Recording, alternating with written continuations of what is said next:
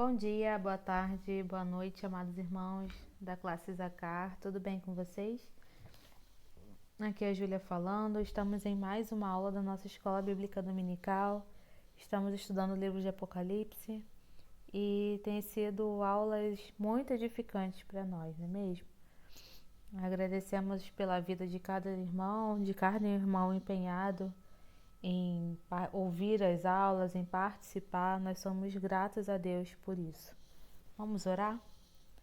Senhor, obrigada por esse dia que o Senhor nos concede. Nos abençoa, Pai, na condução. Me abençoa na condução dessa aula. Abençoa cada irmão que está ouvindo, que está participando. De cada irmão que está interessado, Senhor, em crescer espiritualmente, em aprender um pouco mais da Tua Palavra. Muito obrigada, Senhor, por tudo quanto o Senhor tem feito. Em nome de Jesus, amém. Bom, irmãos, estamos estudando o livro de Apocalipse. Estamos no capítulo 2. Hoje vamos estudar os versículos 12 até o 17. Estamos na terceira igreja da Ásia. No livro de Apocalipse, Jesus manda para que João escreva as 7 igrejas, as 7 igrejas que estavam localizadas na Ásia.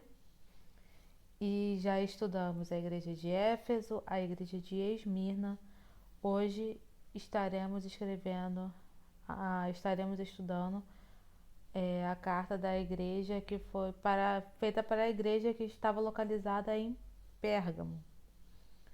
Embora o contexto, dessas igrejas, embora a carta foi escrita para esse contexto das igrejas naquele momento, a palavra de Deus ela se renova a cada dia, não é mesmo? Por isso a gente tem visto o contexto daquela época, onde a igreja estava inserida, a gente pega bastante informação. E cada mensagem de Jesus para aquela igreja, daquele tempo, ela é para nós hoje também, porque a palavra de Deus não muda. A mensagem permanece. E qual é a mensagem? Quem tem ouvidos para ouvir, ouça. Então, tudo que foi escrito para aquelas igrejas que estavam naquele local, naquele contexto, serviu para igrejas que vieram depois dela, serve para nós hoje e continuará servindo para outras igrejas em outros momentos, até que o Senhor Jesus volte.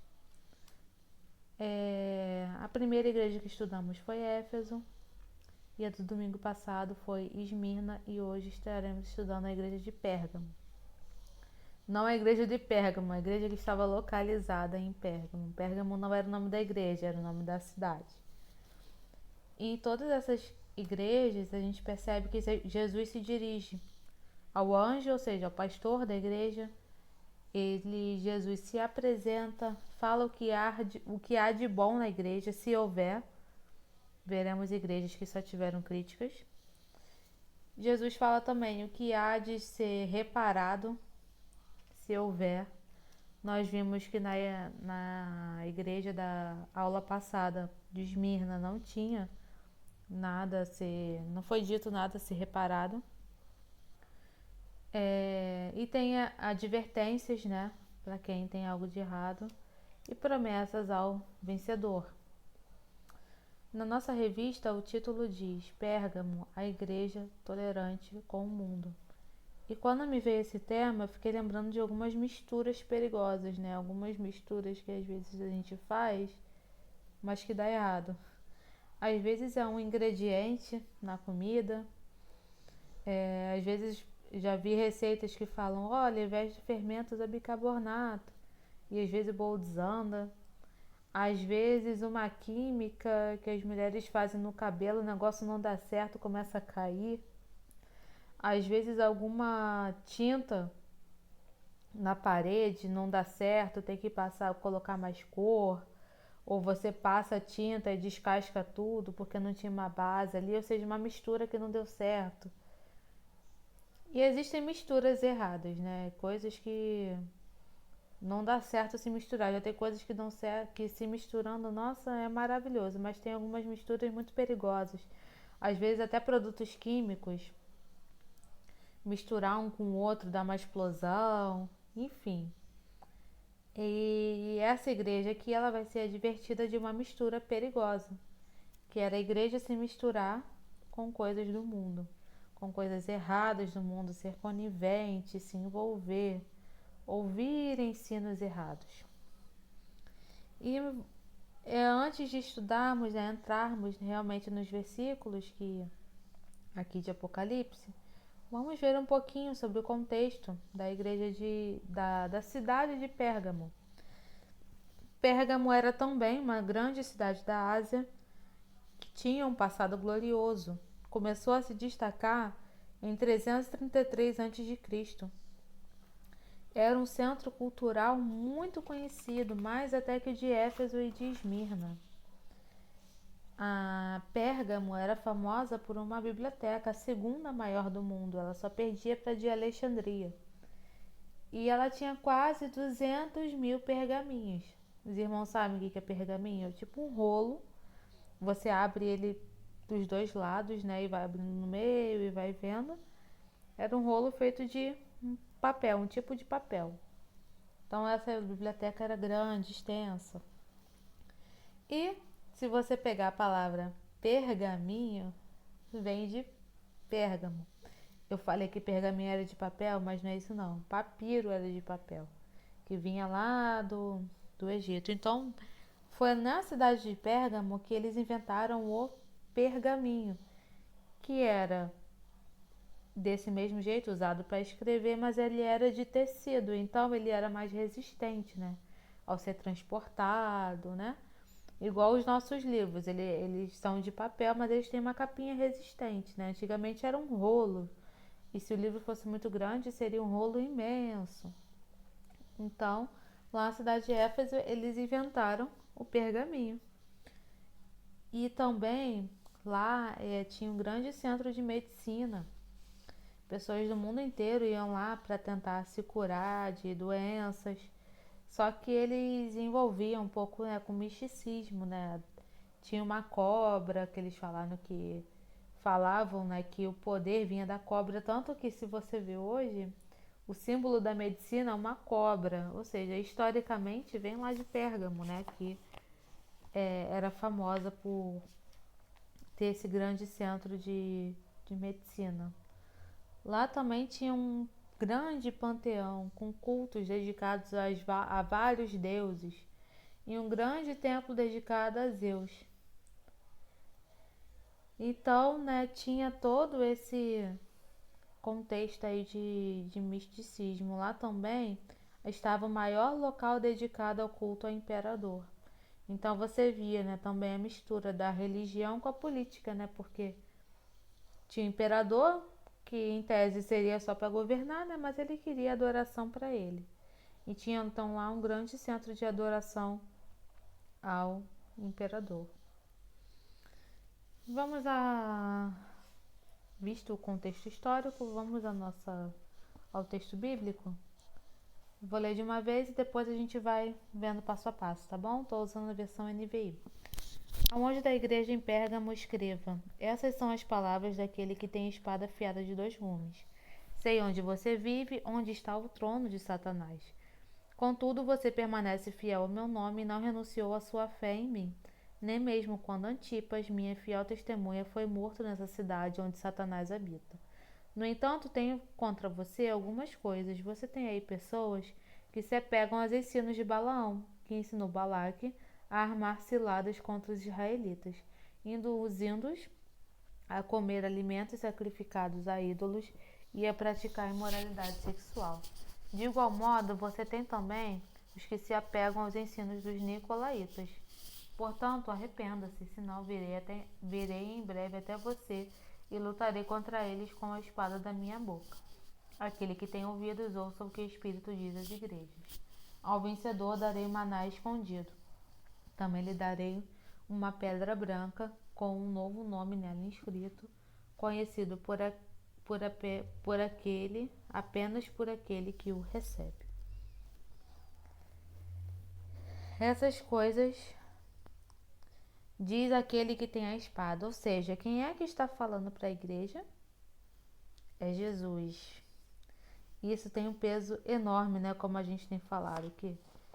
Paulo costumava escrever às igrejas, os próprios apóstolos, isso era muito importante, foi muito relevante, né? Muitos dos livros, né, que nós temos na Bíblia foram cartas a igrejas, né, com ensinamentos de Deus. Sabemos que toda a escritura, né, ela é inspirada por Deus. Mas aqui a gente tem um peso muito grande porque é Jesus que está falando. João foi instruído pelo próprio Cristo a escrever essas palavras. Então é Jesus falando diretamente para aquela igreja. Isso é um peso, tem uma importância muito séria. Jesus conhece a sua igreja, sabe onde ela está inserida, sabe o que rodeia a igreja. E Jesus é aquele que tem, voltando um pouquinho, a espada. Ou seja, Jesus é aquele que irá julgar e ele é invencível e ele é poderoso. Como está lá, você pode voltar um pouquinho na sua Bíblia, em Apocalipse 1:16, está dizendo que da sua boca saiu uma espada afiada de 2 gumes. Então Jesus é aquele que tem o poder para julgar. Prosseguindo, fala: conheço o lugar onde habitas, onde está o trono de Satanás. Jesus sabe onde é que está a igreja, onde ela está inserida. E Jesus falou que onde a igreja, naquela cidade, estava o trono de Satanás. Como assim? Será que era um trono igual que tinha alguém lá sentado, chifrudo de vermelho? Não, não é isso.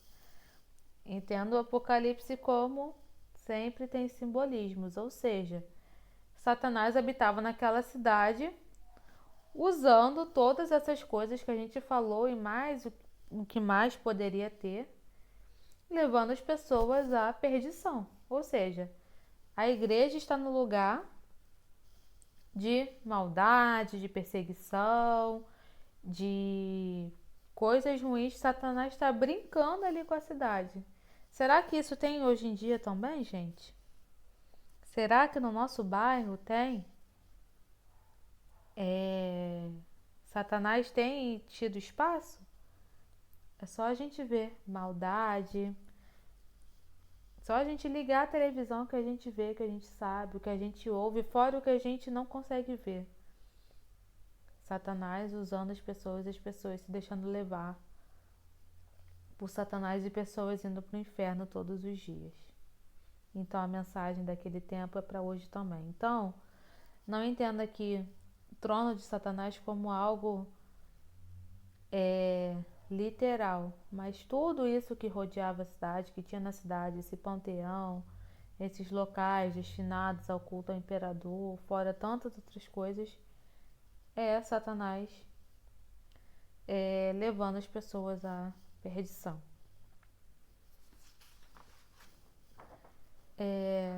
Conservas o meu nome e não negaste a minha fé, mesmo nos dias de Antipas. Não tem referência na Bíblia, em outro lugar, a gente não sabe ao certo. Não tem mais informações sobre quem foi Antipas, mas a história da igreja fala que provavelmente foi um pastor que morreu por não negar a Cristo, né? Ele sofreu isso e a igreja de Pérgamo, ela foi elogiada por isso, que permaneceu fiel ao nome de Jesus e não renunciou à fé, mesmo nesse caso de perseguição, né? Mesmo nesse caso que alguém foi morto. E eu me lembro também da vida de Jó, né? Como a palavra de Deus é legal, né, irmãos? É bonita e nos transforma e entra na nossa alma, né? Porque a gente lembra de Jó, que perdeu tudo, mas permaneceu firme ao Senhor. E é isso que o Senhor requer de nós também. Mesmo nas dificuldades, a Bíblia diz que nossas dificuldades, as nossas leves e momentâneas tribulações produzem peso de glória. Então, às vezes a situação está difícil, às vezes No trabalho está difícil, às vezes tem perseguição. Às vezes na escola até a criança sofre bullying porque é crente, porque não faz determinadas coisas. Quantas vezes, né? A gente não é julgado ou criticado porque não faz determinadas coisas. E nesse caso aqui, a igreja estava sendo perseguida. Quantos irmãos nossos em outros lugares, onde não pode ser falado o nome de Cristo, onde a pessoa não pode dizer que é cristã, quantas pessoas não morrem por não negar a Jesus? Quantas pessoas a gente vê, né, no Oriente Médio decapitadas, sofrendo perseguição porque não negam a Jesus. E Jesus estava elogiando a igreja por causa dessa atitude. Porém, tem algumas críticas, né, a essa igreja.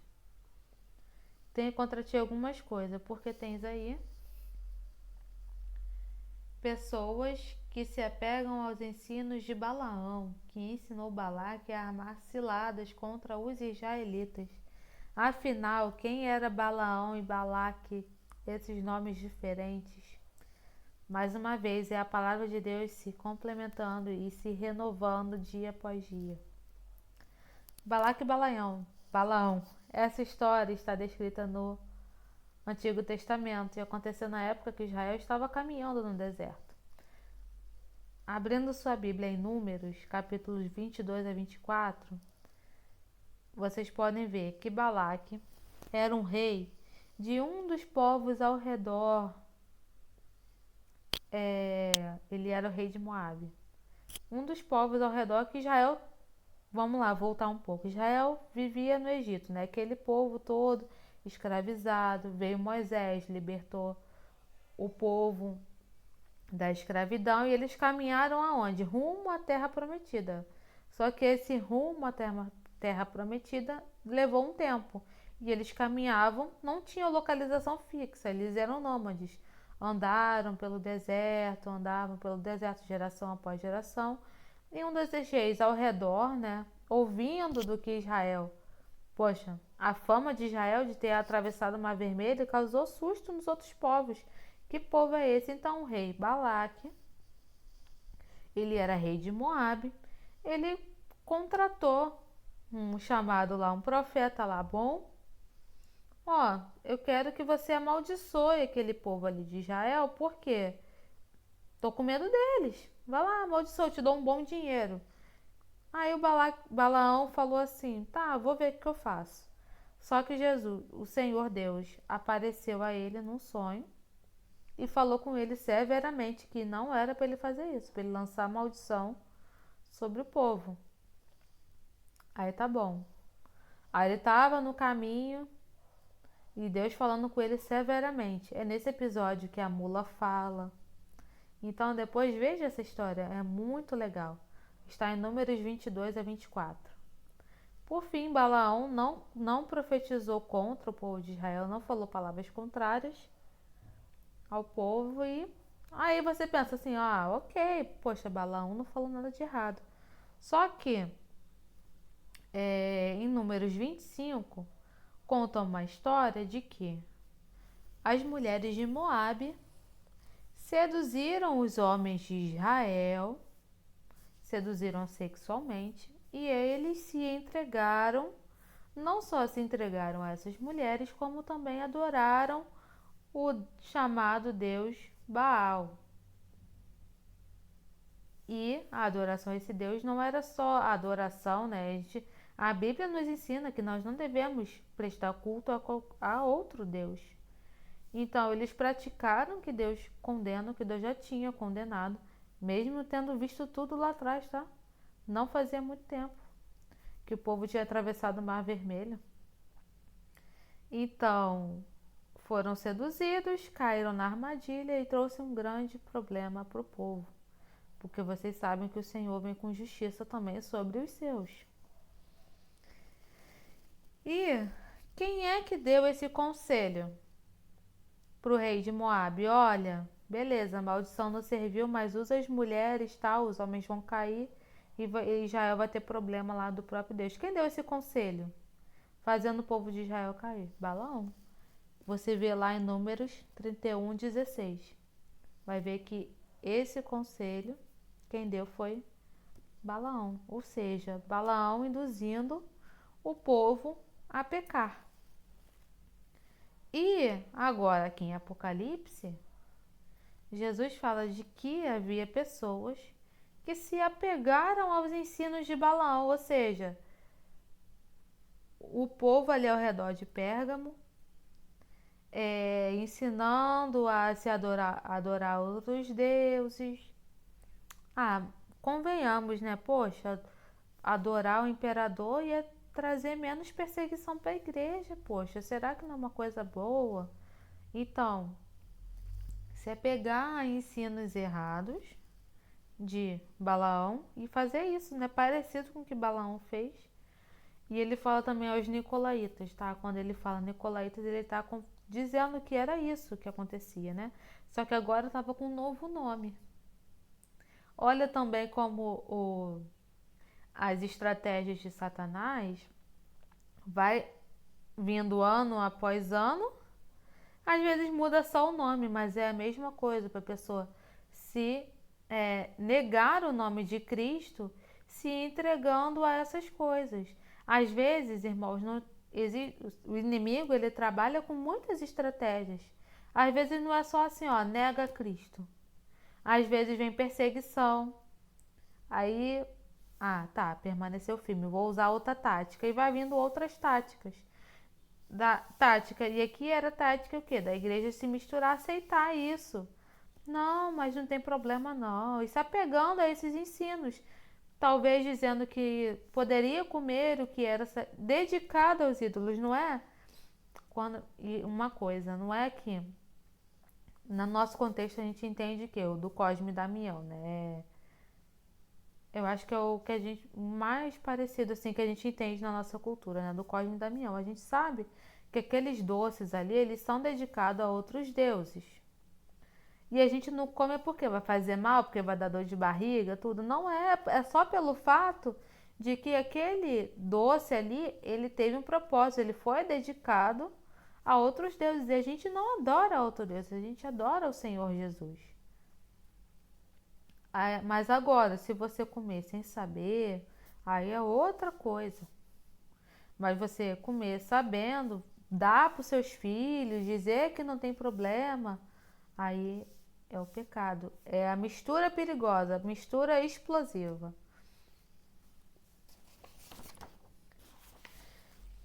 E como eu já falei, algumas pessoas acham que Satanás se apresenta com rabo, chifres, cresce que ele seduz com coisas que às vezes parecem inocentes e conduzem ao abismo. Olha que ele fala muito sério aqui em moralidade sexual e alimentos dedicados a ídolos. E você vendo lá atrás, o Balaão ele se entregou por algo político, né? Tinha uma política ali envolvida. Então, assim, o perigo também da igreja se envolver com questões políticas. E vocês veem na Bíblia que sempre está ali, porque a gente sempre, querendo ou não, está no contexto político, né? Sempre tem alguém que reina no mundo, né? Autoridades.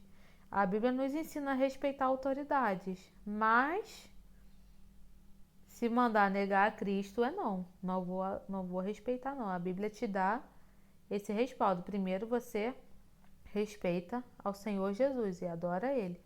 Mandar se prostrar a outro Deus, negar a sua fé, aí não, tá?